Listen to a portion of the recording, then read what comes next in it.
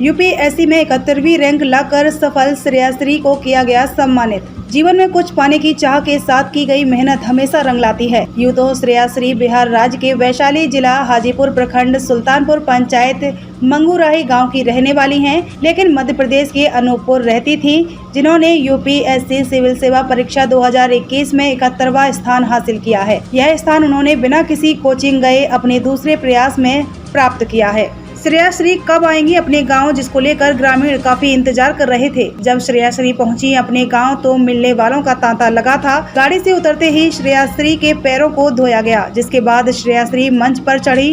उन्हें देखने के लिए काफी दूर दूर से लोग आए थे। सभी ने बारी बारी से सम्मानित किया। श्रेया ने मध्य प्रदेश के पिछड़े से जिले सिंगरौली के सरकारी स्कूल से कक्षा 10वीं व 12वीं की पढ़ाई की थी।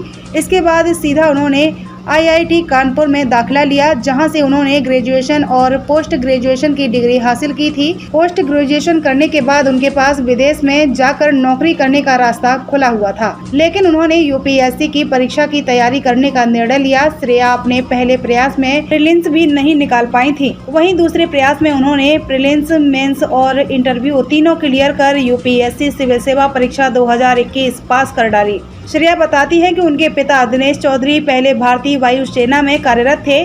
20 साल की नौकरी के बाद रिटायर हुए तो उन्होंने तत्कालीन इलाहाबाद बैंक और फिर इंडियन बैंक में क्लर्क कम कैशियर की नौकरी की। श्रेया को देश सेवा की प्रेरणा पिता की एयरफोर्स की नौकरी के दौरान ही मिली थी। साथ ही उनकी मां संगीता चौधरी भी चाहती थी कि श्रेया कोई दूसरी नौकरी करने से पहले यूपीएससी की परीक्षा दे, जिसके लिए उन्होंने श्रेया को खूब प्रेरित भी किया।